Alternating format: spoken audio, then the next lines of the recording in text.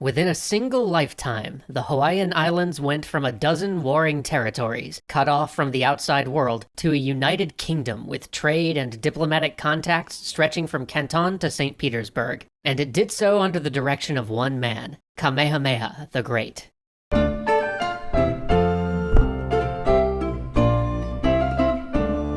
It is 1781, and the great chief of Hawaii Island is dying. To his son, he bequeaths his title as the Ali'i, or chief of 3 districts, and his de facto position as king.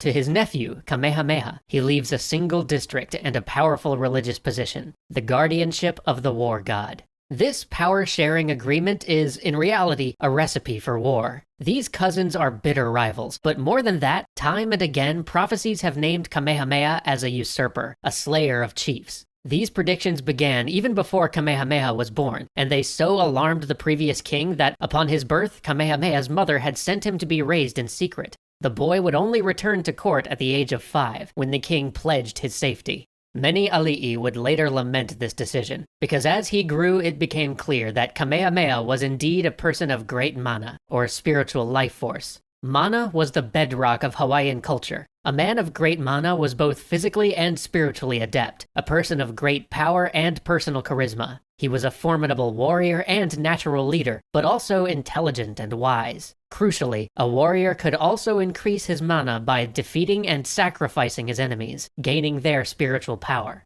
And Kamehameha's mana was legendary. He was a formidable warrior, 7 feet tall and skilled in the Hawaiian arts of war. He was also deeply intellectual, with a voracious appetite for knowledge and an unshakable faith in both the gods and himself. Even his chosen name, Kamehameha, the Lonely One, simultaneously described his quiet, brooding manner and declared that he was a man without peer. But the former king's division of power was shocking. By making Kamehameha the war god's guardian, the dying king had effectively split his dominion between 2 men of unequal rank, bypassing his youngest son entirely. The infuriated prince decided that the proper response was murdering some of Kamehameha's men, and in a symbolic riposte, Kamehameha conducted a religious ritual prohibited to any but the king.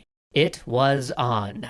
Ali'i flocked to Kamehameha, and 5 months after inheriting his father's kingdom, the older son was dead on the battlefield, throat slit with a shark-toothed dagger. Kamehameha's cousin and his uncle escaped and consolidated their forces, vowing to kill the usurper. Kamehameha, now in possession of Hawaii's northwestern side, declared himself king of the island and married his dead rival's daughter to legitimize the title. That accomplished, he entered a grinding conflict with the dead king's relatives, and he lost battle after battle after battle.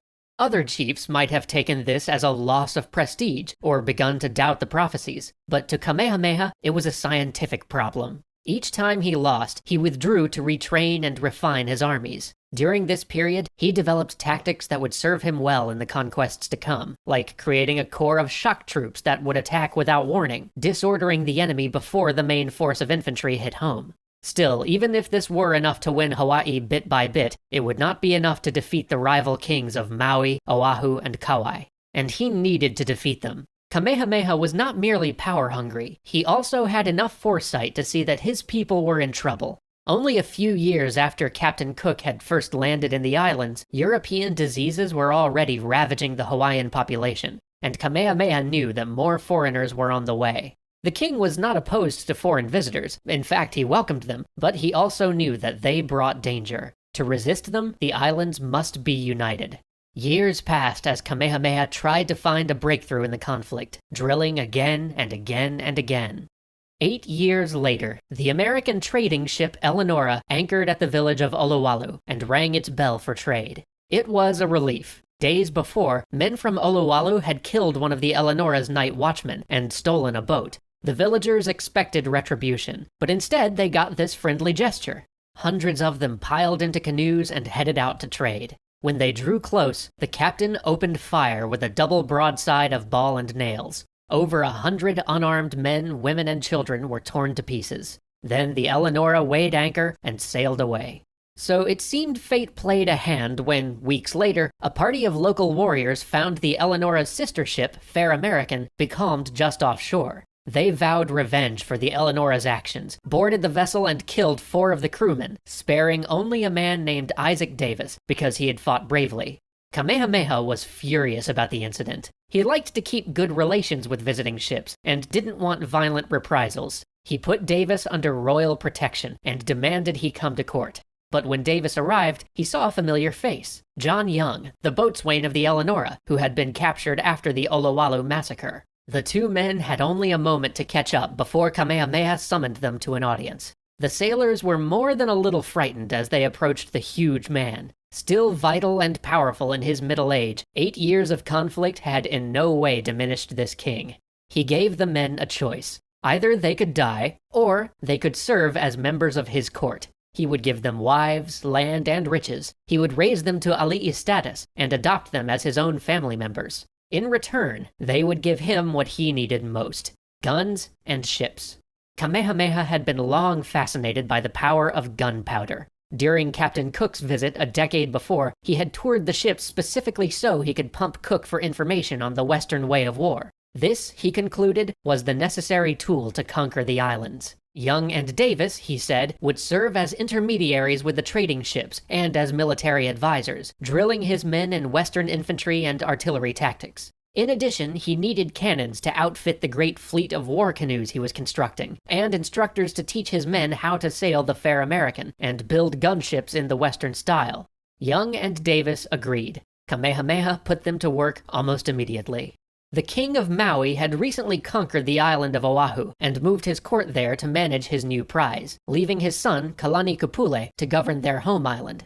Maui had proved an elusive prize for many Hawaiian kings, but with its king away from home, Kamehameha saw his chance. He mustered his fleet and crossed the channel. In his first battle with Maui forces, Kamehameha routed a small army by killing its general in single combat. But that easy victory did little to resolve the critical issue. Kalani'Kupule's main force had taken a defensive position in the narrow mouth of a valley, and to take the island, the Hawaiians had to dislodge them. The battle was bitter and long. Only on the third day, when Young and Davis arrived dragging 2 cannons on sledges, did the Maui forces break. The slaughter was so great that bodies choked the valley streams, and it would forever be remembered as the Battle of the Damned Waters. Kalani'Kupule fled across the mountains, his scattered warriors trickling after him. But it was a hollow victory. Kamehameha knew that the fierce old king of Maui himself would soon return to challenge his now depleted army. And to make matters more difficult, word came that in his absence, his cousin, his old enemy, had risen in rebellion to challenge his home territories on Hawaii. His plans to conquer Maui would have to wait. He withdrew to Hawaii, vowing to put an end to his rebel cousin. After all, he had recently finished work on a massive new temple to the war god, and there could be no more powerful way to christen it than with the sacrifice of his oldest foe. The East Hawaii campaign was bloody. Kamehameha's army fell into an ambush, triggering a series of battles that saw the rebels driven south, but Kamehameha's forces badly damaged. In the end, both withdrew. Kamehameha home, the rebels across the lava fields near the caldera of a volcano. And that is when the gods made their choice. The volcano erupted, enveloping the rebel army with clouds of hot ash and poison gas. They attempted an evacuation, but it was too late. The volcano goddess Pele took a full 2/3 of their proud host. The rebellion was broken. Kamehameha would have his sacrifice. It was 1790. Kamehameha was master of Hawaii Island, surrounded by able advisors, and in possession of both a modernized military and the favor of the gods.